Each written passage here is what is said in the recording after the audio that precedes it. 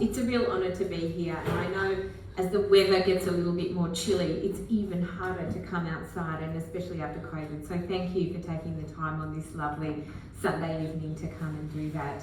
I too would like to start by paying my respects to the Gadigal people of the Eora Nation. We have to remember that they have been here for much longer than, can I say, the history I'm going to speak about today. And they've done a magnificent job of preserving country. So in speaking today, I pay my respects to their elders, past, present and emerging, and also their custodianship of the land and the waters that we live with today. I spent this morning actually walking around, for those of you that have seen this week, the new section of Barangaroo Walk, which has just been opened. It means now you can walk all the way from Darling Harbour through and around to Barangaroo. I ran my children around there this morning. For those of you that have met my children, I know many of you have, they're 9 and 10 and you have to get them out and running. So they essentially ran themselves from Darling Harbour all the way through and around to Circular Quay. But I was reminded this morning as I walked around there with them of a time when I was first elected at the City of Sydney, and in only the way that you can when you're a new Labor councillor. One of the first people to call my office to ask me to do something was, of course, Paul Keating, the former Prime Minister, because, of course, we have so many fantastic and amazing residents in the City of Sydney. And when, for those of you that have been on the end of a call from Mr Keating, when you get this call, the way it works is that his office rings and says, "Hello, I've got Mr Keating on the phone for you. Could you take the call?" Of course, I say, "Yes, of course, I will take the call." And he gets this, "Linda, I've got a very important thing for you to do."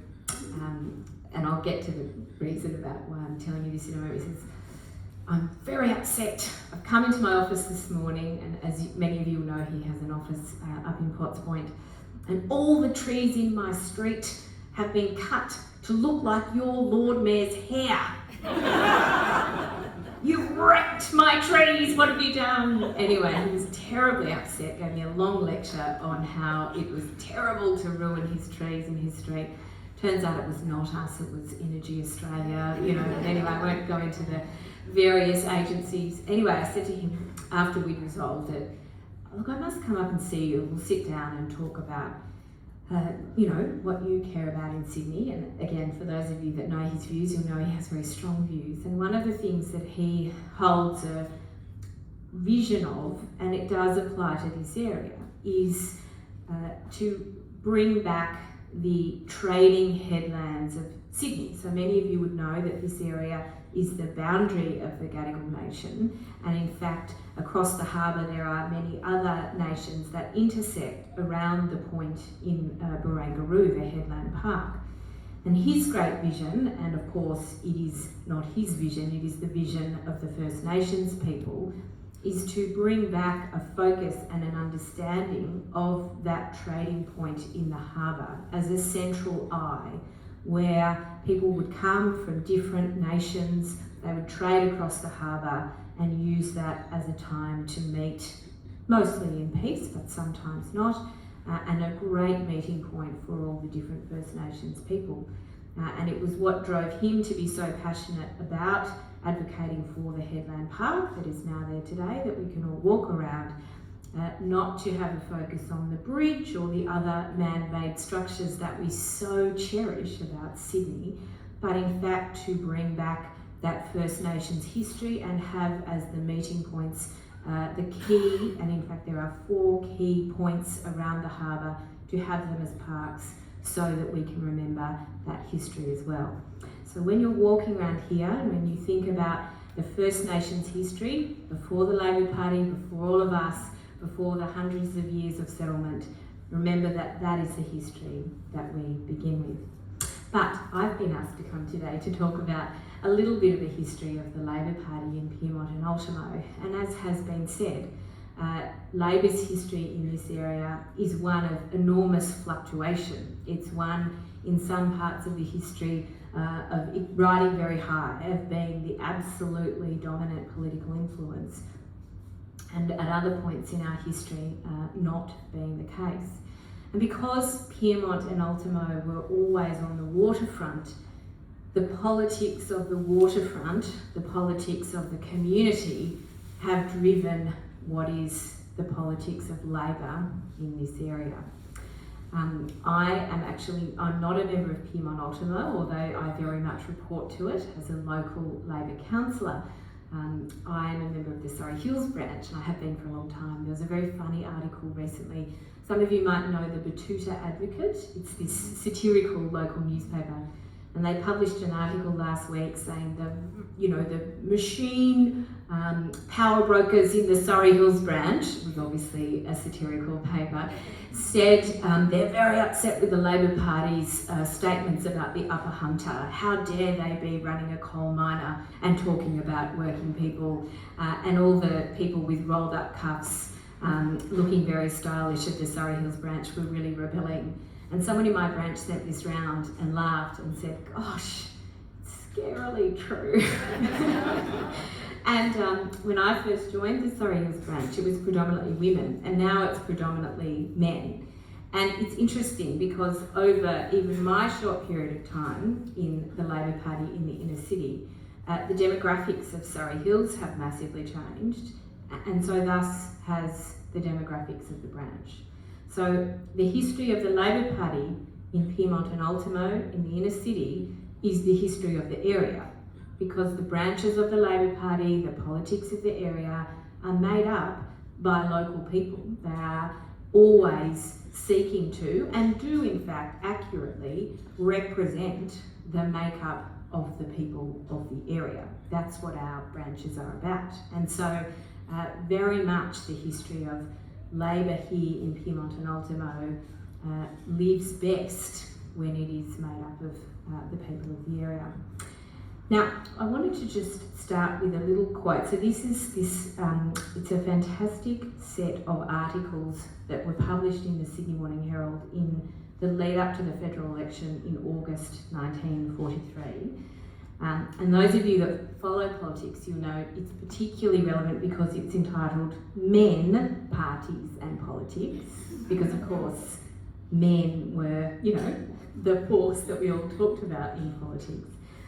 But they've got this great quote about the Labor Party, again, in the lead up to the 1943 elections. And it's, I might add, from the Sydney Morning Herald. The forward is from Warwick Fairfax.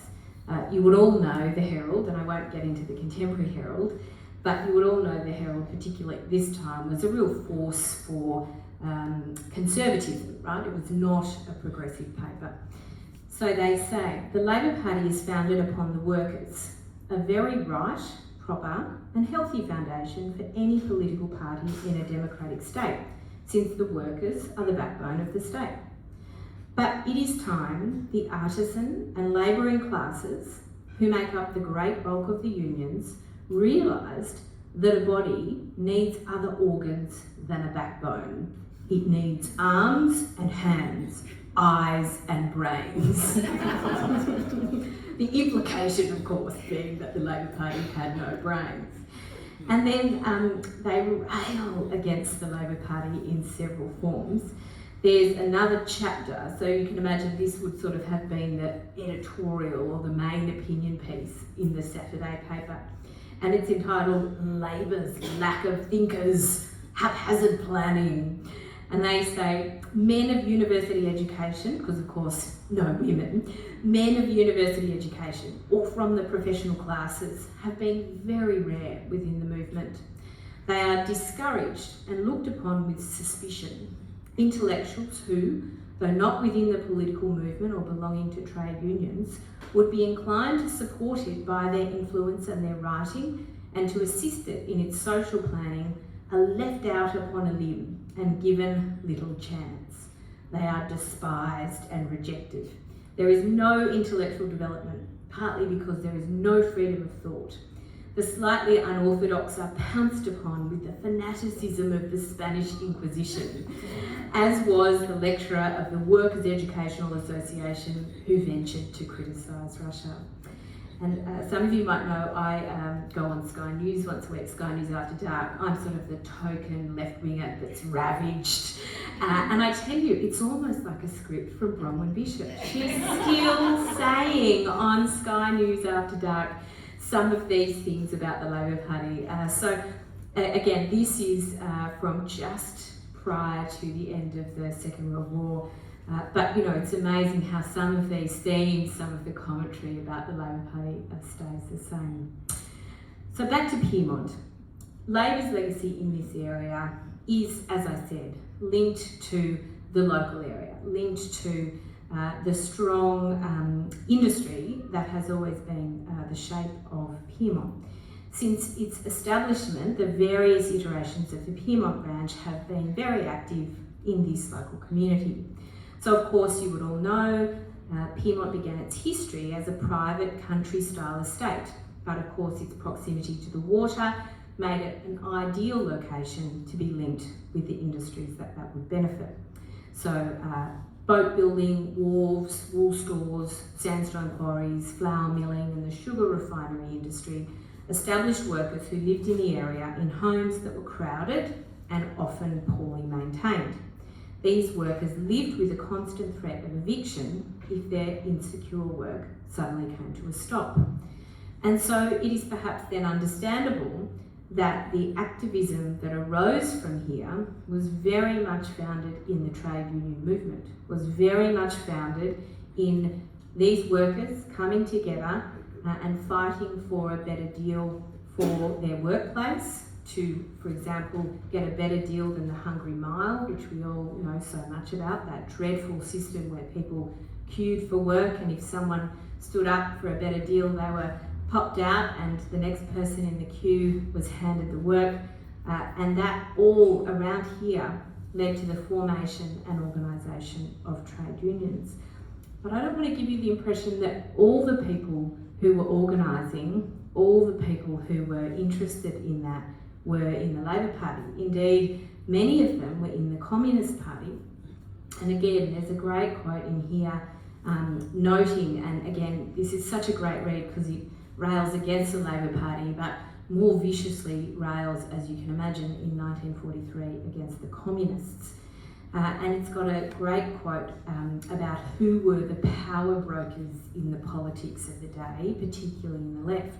And it talks about another important union boss, the genial Jim Healy, General Secretary of the Waterside Workers' Federation, to which office he was elected with a majority of 700 in 1937. In 1934, so let's think of that, in 1934, he was sent by the Waterside Workers to take part in May Day celebrations in Moscow. And it's not uncommon, in fact, up until very recently, it still was the case that a lot of the union movement affiliated with Waterside Workers, the MUA, etc., had trade union leaders who were members of the Communist Party, always rumoured to be members of the Communist Party, and currently the heads of those relevant unions are members of the Labor Party, but there's a very long and strong affinity with the Communist Party and the Waterside Workers. And you'll recall during the Howard years when that famous dispute with Patrick's on the waterfront where the dogs were sent in, the whole workforce was locked out and replaced with non-union workers. The Howard government really at the time inferred that a lot of this was breaking the union movement, and they didn't say it out loud, but there's certainly an inference that they were breaking the Communist Party, that they were breaking this incredible militancy in this particular part of the union movement. There certainly is truth to the fact that there was a lot of communist left-wing organising in this part of the world. And for, again, workers whose life depended on work security, who were treated in the most abysmal manner, you can see that organising to build a radical movement, to give them universal rights, safer access to work. People were regularly dying down here at work, may have been a more appealing prospect than it might today. And I think it's important to remember the link between what people were experiencing at work and the kind of politics that they were professing to support. So that history of militancy lives long in this area, and that history of militancy within the Labor Party also lives long and strong. Labor was already a force in the area when the Pyrmont branch was first established, and it was first established here during the First World War. Since its inception, the branch has actively rallied for workers' rights, protested against the death penalty, worked to provide for families of striking workers, and fought for public housing. Again, if you can take your minds back, things that would represent the interests of the people living here at the time.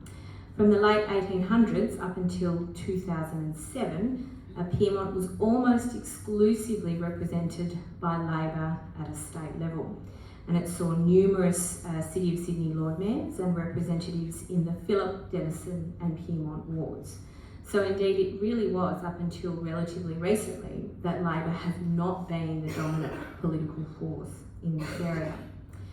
Being a Labor stronghold, the Pyrmont branch has of course not operated without controversy. And for those of you that have known me and known my history in the Labor Party, and I won't name the people in the Labor Party here, but of course there are some of them who will have their own stories. All our branches in the inner city tend to have their moment in the sun where they have operated with significant controversy. But throughout the 20th century, particularly in the first half of the 20th century, there were various disputes within the branch surrounding pre-selections for local and state positions, and often multiple ballots and lots of different infighting before candidates were accepted. There were examples of Labor members being quite dramatically ejected and then in some cases reinstated into the party, and that was detailed in the newspapers of the day. In the 1950s, Pyrmont branch was actively involved in rejecting the Labor Party's pre-selection process quite publicly in order to get a particular candidate that they felt should be supported up at the time. An issue of our Labor history is that we cannot be proud of much of indeed what the branch stood for in the early 20th century. At the early 20th century, our branches were actively calling for no immigration. They were actively opposing Chinese wharf workers in the area. And again, if you think back to a group of residents who had very marginalised housing, who did not have access to a fair system of workers' rights, then you can see how this xenophobia, how this real hatred for other cultures and other countries may have come about. Nevertheless, we have to be upfront about this and acknowledge the truth of it, and point out the enormous disparity, for example, with the contemporary Labor policies that we all hold and that we all seek to put forward.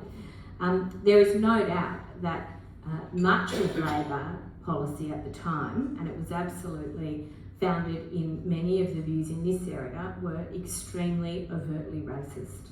And if you were to see them today, current Labor members would be appalled. But nevertheless, this is the truth of the area, it's the truth of the branch. Through the 1920s, the branch had an active ladies' committee advocating for the rights of working women. Now you can imagine in 1920 that really would have been quite progressive at the time. That really would have been, again, you have to remember this was written in 1943, men, parties and politics. So if you think back, in the 1920s, having a branch with a women's committee, quite a significant thing, quite a progressive thing to do. Newspaper clippings from the time report frequent meetings of the Ladies' Committee and recount their actions advocating for working women. In the late 1920s, the Pyrmont and Glebe branches of the Labor Party formed the Women's Relief Committees, which met to organise support for miners and timber workers on strike at the time. The Women's Relief Committees were able to raise funds and gather provisions for the families of striking miners and timber workers. So again, not foreshadowing that women would be in these working roles, but rather rallying together to bring women to support often the other women who were in the families of these men who were striking sometimes for long period of times to win their working rights. Throughout much of the 20th century, Pyrmont was often referred to as a slum because of the poor conditions in most of the housing. In 1925, the Ways terraces were completed under Labor Lord Mayor Patrick Stokes. These public housing dwellings represented a slight shift in the quality of housing in the Pyrmont area, and they were noticeably nicer than much of the other housing stock at the time. Again, those of you who know me well for some time would know that one of the things I've long advocated for at the City of Sydney is investment in the supporting affordable housing. The Lord Mayor has agreed now, but for much of the early years of my council term, she was intent on amending my motions and stating that public housing and affordable housing was not the domain of a city council. I always used to cite examples like this of the strong historic record of the City of Sydney Council in this area as directly investing in the provision of affordable housing to support our communities. In the 1930s, the branch stood for reducing public service salaries. Imagine a branch putting a motion up to reduce public service salaries, standing for adequate remuneration, passing controversial motions calling for federal Labor to oppose the reduction in wages for public service, and citing the need for fair remuneration for all. So the branch stood against reducing public service wages. Similar to the actions of unions and churches in the local area, the Labor Party here had a strong history of supporting the local community through charity and service. The women's committees, of course, were an integral part of providing for the families of striking workers. The Pyrmont branch offered itself financial support to unemployed workers, and from the 1940s, Labor aldermen often attained jobs for young unemployed men in the City of Sydney Council. And now, can I say something about this? Because it is incredibly important, and I've even seen evidence of this in councils, less in the City of Sydney, but as was rightly pointed out, my job is to be the head of the state local government body and also the national local government body. This is a very common thing in local government that local governments did with pride, was to employ local people to support their local communities.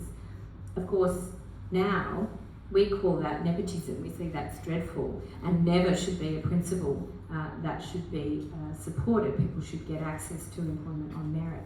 But this was very much a strong tradition of many areas of local government, and it certainly did apply here, that local government was seen as a fantastic way, particularly for people with no access to higher education, particularly for people who were looking for a career as a trade, through whether it be collecting rubbish or working in maintenance, and that you had an expectation that if you were a hard worker, if you were a good worker, you could go to your local government of the area, you could get employed, you could get access to training and build a lifetime career in that way. And so this is something that's been a very strong part of Labor's historical legacy within local government, and that certainly did apply here in Pyrmont. Aldermen were responsible for getting many young men of the area employed, and one of them was Charlie Hackett here in the city. Charlie served in the New South Wales Legislative Council for 2 decades and was the secretary of the Pyrmont Denison branch for 4 decades, 40 years the secretary of the branch. During the 1960s, Hackett fought for laws that would strengthen tenant rights. He continued to attend council meetings even after his exit from Parliament in 1965. And for those of you with an interest in current city politics, you'll know there's been a lot of controversy around people sitting concurrently in state parliament and in the City of Sydney. And yet again, this is something that clearly has a strong tradition from right here in Pyrmont, where we had a lot of our local representatives being members of the local government, also simultaneously members of the state parliament, and continuing their activism in both domains. In 1948, Labor's Deputy Lord Mayor fought to retain housing stock in the Pyrmont Ultimo area that was slated by the state government to become fully industrial. Ultimately, he won a compromise with the suburb becoming a mixture of residential and industrial. And that is in large part, as you would all know, the mix of zoning that has been retained today. In 1967, the former opposition leader, Arthur Caldwell, came to Pyrmont to speak to the Pyrmont community, particularly those working on the wharves. Caldwell supported community sentiment to oppose conscription and the Vietnam War, and this area was the hotbed of that political movement. He called upon Federal Labor at the time to continue their opposition to the Vietnam War and did so here in Pyrmont. During the 1970s, under the control of the Civic Reform Association, the City of Sydney could not agree on plans to develop public housing in this area. And so, persuaded by independent councillor Michael Matthews, the land was sold to the state government. In 1994, with funding of $50 million from the federal Labor government, the Conservative New South Wales government established City West Housing, which went on to build 3 public housing buildings in the Pyrmont area, which of course, as many of you know, were notably of a much higher standard than other public housing dwellings here at the time.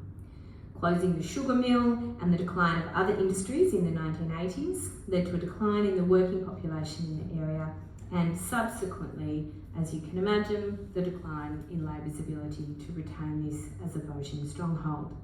It coincided with the demographic shift that was happening in many places during the 1980s and saw the collapse of the Pyrmont and Pyrmont Denison branches. So we went from being a very big political stronghold in this area for generations, at one point in time having the same branch secretary for 40 years, which is quite extraordinary, to the complete elimination of any formal Labor Party structure here. So, of course, some very good people in the 1990s came together to re-establish the branch. They established the Pyrmont branch that had lost its charter. The Black Wattle branch, which was re-established, covered Glebe, Pyrmont and Ultimo, and many former members of the Pyrmont branch also joined the Darling Harbour branch, which is now known as the Haymarket and CBD branch. And there's still a Glebe branch to the west, and now of course also a Pyrmont branch.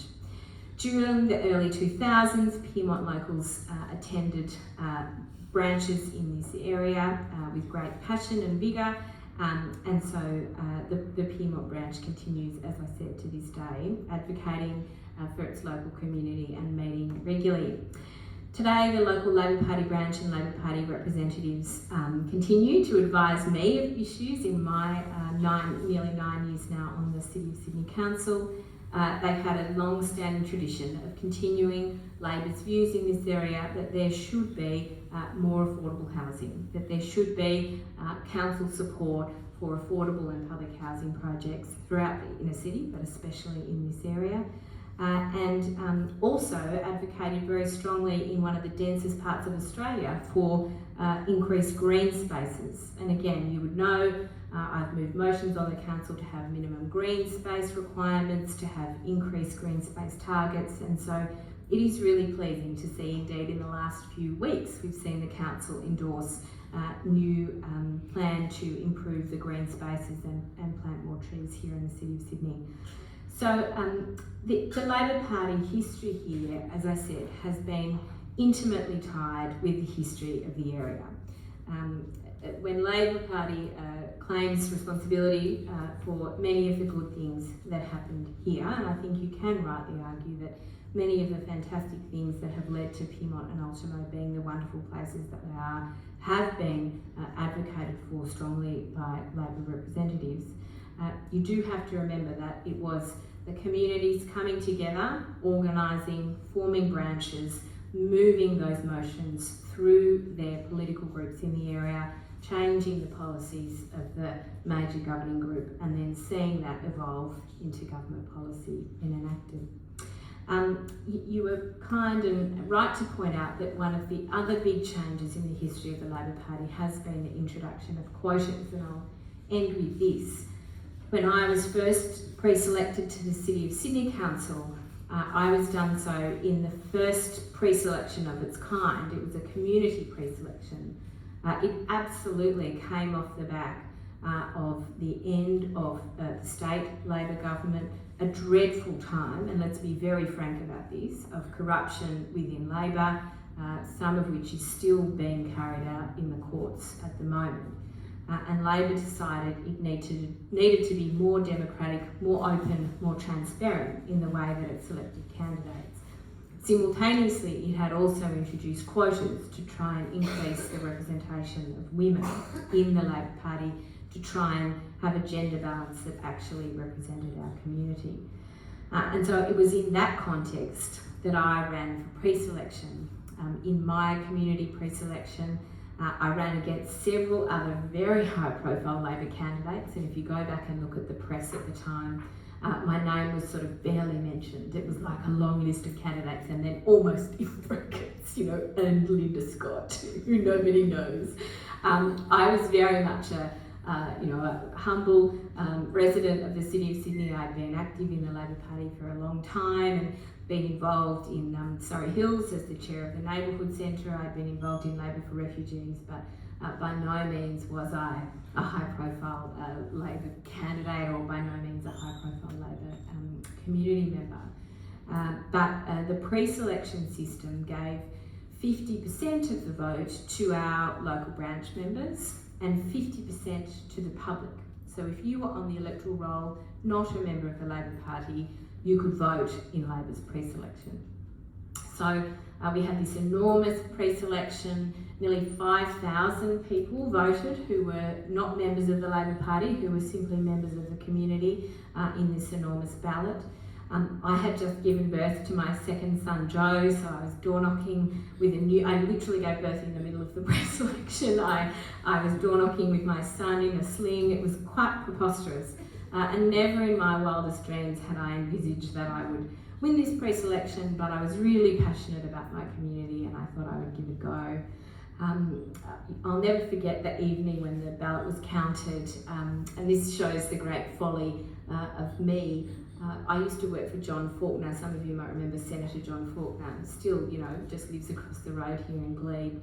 And I'll never forget, he rang me up and said, "Mate, you've won." And I said, "Don't be ridiculous, John. No, that can't possibly have happened." He said, "Mate, I can count." Oh, sorry, yes, of course you can count. Congratulations. Thank you very much. Anyway, never say to a senator that they can't count a ballot.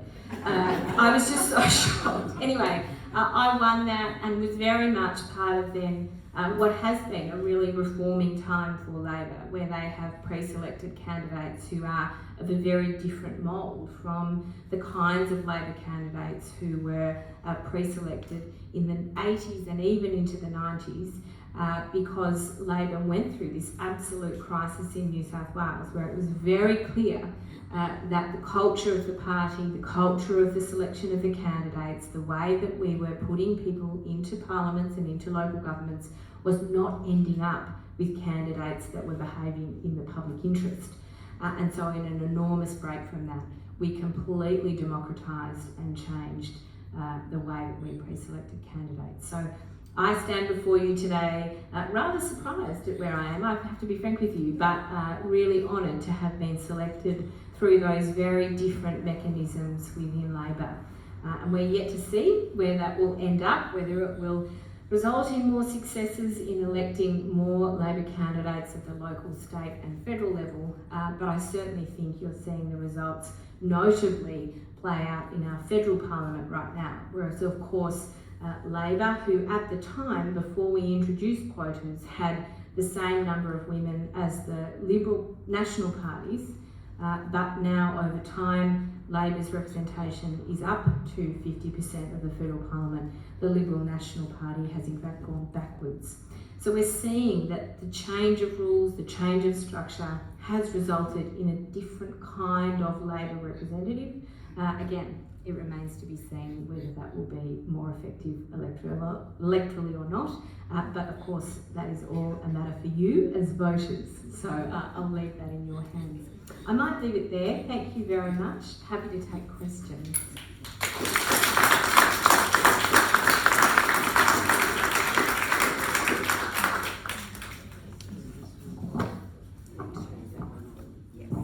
Thank you very much. Like many members of this audience, I knew bits and pieces of that story, but I've never heard it put together so coherently and so persuasively. Anyway, so undoubtedly that has raised a number of questions from the audience, and Linda's very happy to take them. I don't think I need that. Do I? Linda, thanks very much. That was really nice. And one of the reasons that many of us here tonight is that we are also Labour Party members or supporters or whatever, but we really like you, and we love the way you speak now, and your memory from the history reminds me of my origins, which were Brixton, London. And at one point that was a slum when I was much younger, and now it's very, very nice. You've explained the history of Pyrmont lovely, and we wish you well, and next time we all see you, maybe it'll be on television as Mayor. Thank you, that was fascinating. It's lovely to hear the history of the Pyrmont branch, and as you know, things have gone into a bit of a slide for our branch of late. Do you have any ideas how we can get over the generational gap that younger people do not want to attend meetings, a monthly meeting? Is there any way that we can change the system? I should say, yes, I did sort of conveniently skip over the COVID impact, which of course not only has affected the ability of the Labor Party branches to meet, but indeed all our community activities across the city and across the world. So there's no doubt that, as I say, like every community organisation, Labor has been hit by that.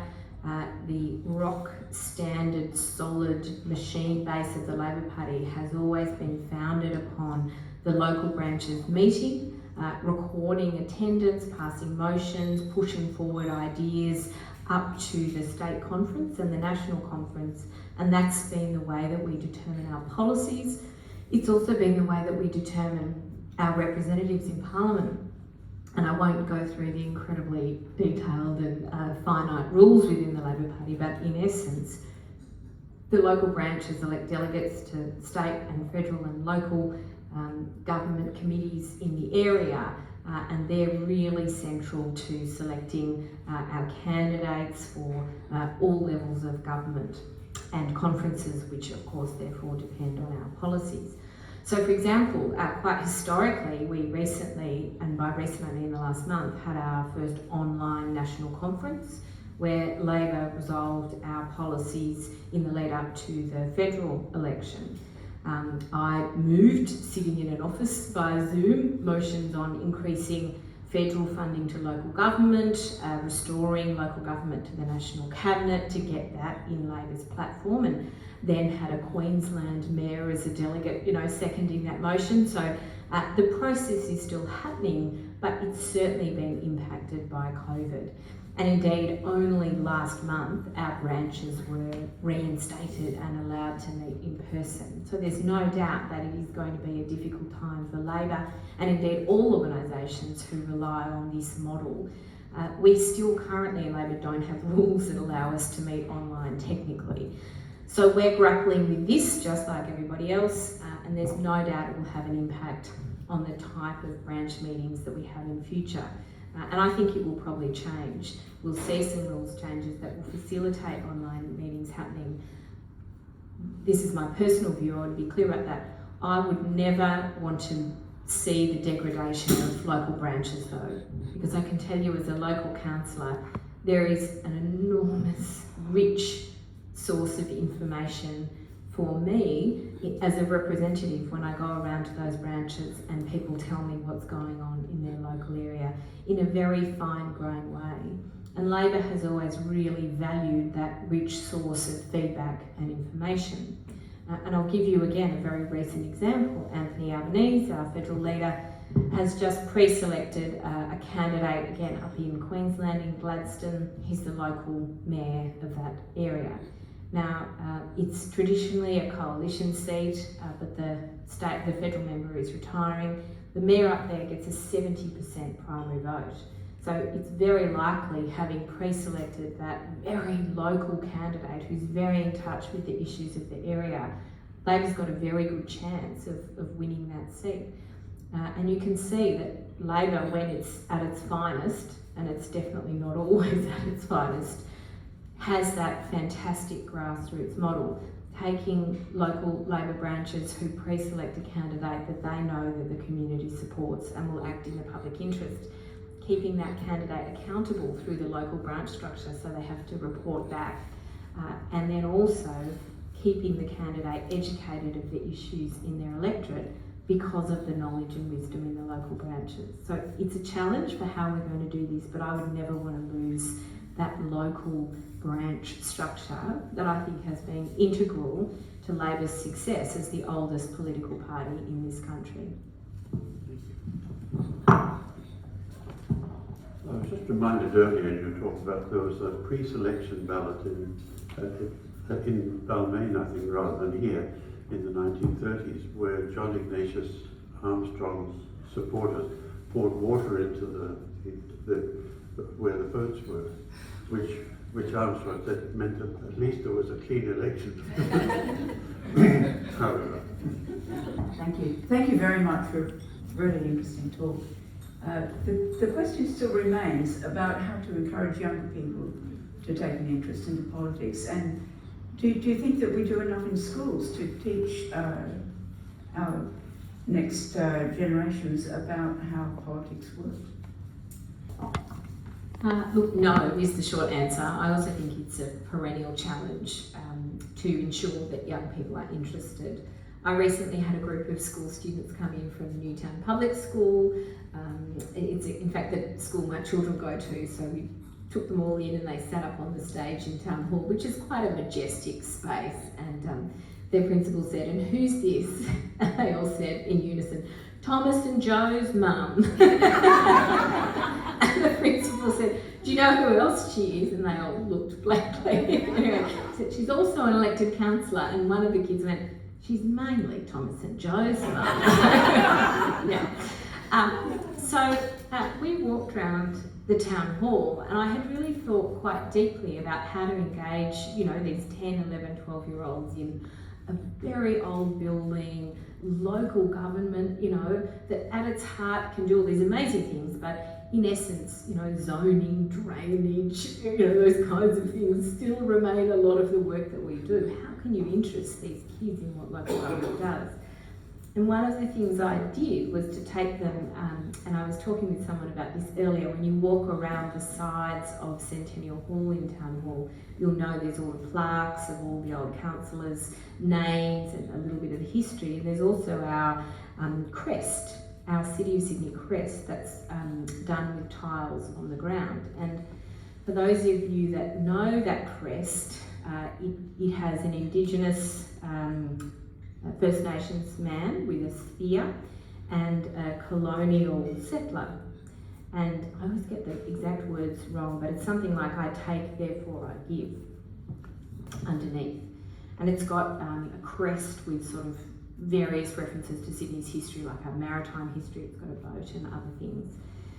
And I said to the kids, "What do you think that means? What do you think that I take, therefore I give means?" And the official history is something very lovely about how, we're there for the public good.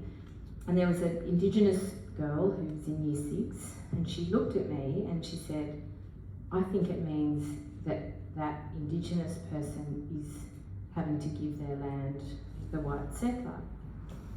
And when I became the Deputy Lord Mayor, I didn't know it, but I had chains, right? We had Deputy Lord Mayor on chains. And as I was going in one evening in a civic reception to act for the Lord Mayor to greet another mayor, they said, oh, quick, you've got to put your chains on. I said, oh, I didn't even know I had them. And they put these chains over the top of my head and it had the crest. And I had, in fact, just never looked at it in detail. And I looked at it, and that was my initial thought too. And so I said to this girl, that's what I thought too. And we had this lovely staff member from the city who was standing there saying, that is not what it means, it's not what it means. I know, it's officially not what it means, but when you read it, that's what I thought. And so when I stood down as Deputy Lord Mayor, I took a motion to the council to get the chains redesigned, because I felt very uncomfortable that we had those chains. And the Lord Mayor supported it. And in fact, she came down to my office on the day of the council meeting and knocked on the door very quietly, and she said, you know, Linda, I've just looked at my chains and they're the same. And she'd never, they're different, they're slightly smaller, so it's understandable. She said, I've never thought about it, but I see what you mean, and I don't really want to wear those chains anymore either. And you know, we had this big debate about should you change these things or leave them and just remember them. I mean, that motif is still in the glass windows, it's still on the floor of the town hall, but in fact we are melting down those chains and redesigning them with a new motif that in fact had been adopted by the city earlier. The chains had just never been updated. And so the kids now at Newtown Public are doing a whole unit next semester on colonialism, and they're going to use this contemporary bit of history as a way of exploring that issue that is very relevant to them in their school.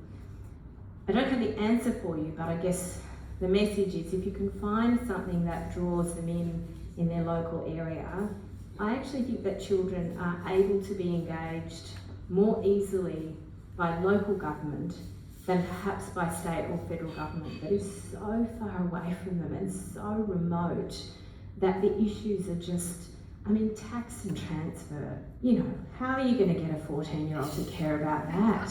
You just can't. But if you talk to them about the park at the end of their street, or you know, what their Lord Mayor wears around their neck when they're making their next door neighbour an Australian citizen, they do care about that. They are interested in that. They can see how that relates to their life. So, of course, you'd expect this, but my answer is, I think the way to do it is through local government, is to get people to see how politics absolutely matters to their backyard, to their park, to their road, to their street, to their school. It's partly a comment, and it's partly something to which you might wish to give a quick response. Because I was at a symposium and we were looking at information seeking behaviours, and there's some research being done at Western Sydney University in which they did a survey of young people and where they got their information from, because of course they're thinking they're getting it a lot from social media. But in actual fact, they did 2017 or 2016, 2019, and although social media did increase, it was still a smaller percentage in fact than family. So in this particular respect, I totally support your idea that yes, it's at the local level because it means more, but also what role are we playing? I mean, I don't have any kids, but what role are we playing as adults in having a decent conversation about those sorts of things with young people, and not just saying, you know, how's things going at school, and you know, what subjects do you like, blah, blah, blah, and kind of thinking that if we realise that they do think at a lot of different levels and engage with that, we may have some very interesting conversations, because of course a lot of the misinformation they're getting is very negative about government. I think that's true. I mean, you know, everything starts at home, doesn't it? You know, so of course, if you have a family that's interested in those things, you'll have an interest in those kinds of activities. I joke about this, but I really shouldn't. I remember when I was first elected, I went to my first series of Anzac Day ceremonies as an elected representative, and I'd always been to Anzac Day ceremonies, but you know, just as a person in the crowd. And so I'll never forget sitting in Redfern. For some of you, you'd know in Redfern Park, there's a beautiful memorial very close to Redfern Street there, and I was sitting down next to Tanya Plibersek's eldest daughter. She, you know, we were all asked to stand up, and we stood up, and I just stood up, and she shoved my shoulder around quite aggressively, actually, to get me to stand in the right direction. And I kind of was completely oblivious to what was going on. I think I reacted quite badly. What are you doing? She said, stand that way. And she was shoving me to stand in the right direction as everybody else in the ceremony, so I wouldn't look like a complete idiot. I can't remember how old she was at the time. She's now 20, so she must have been sort of 13 or something. But of course, because she had accompanied her mother to several Anzac Day ceremonies, over the many years that Tanya has been in Federal Parliament, she knew exactly what to do. She was a complete master, and is very across, as you can imagine, every single element of the Australian government system and the architecture of power in Australia. So look, it helps if you're growing up in Tanya Plibersek's family. Not all our children do, but I certainly think it is the case that my children's friends come over and there's an election in September. They've started to see posters. They ask me lots of questions about what it's like. They love to come into town hall. I'm constantly having children into town hall, be it my own or other people's children, and it's provided a bit of a stark difference. It's not always been the case that there's been children in town hall. So I think it is the case that bringing them into the buildings, helping them understand the issues, maybe not sitting through an entire council meeting, that would be very dispiriting, but engaging with adults who do this, I think is a really useful way to get their information. And I have seen absolutely no evidence that these children are not interested. In fact, they're really interested. They ask me a lot of questions, really detailed questions. And again, I won't harp on, but during the American election, the level of knowledge of the kindergarten kids about Trump was extraordinary. My children know every single word to Hamilton, right? They know, I think, more about the Hamilton era political system than they do about Australian political history. So finding, again, the right way to communicate with them, be it a rap musical or, come and look at the motif on the floor in a building, I see no generational, decrease in the interest. It's just about finding the right way to communicate with them.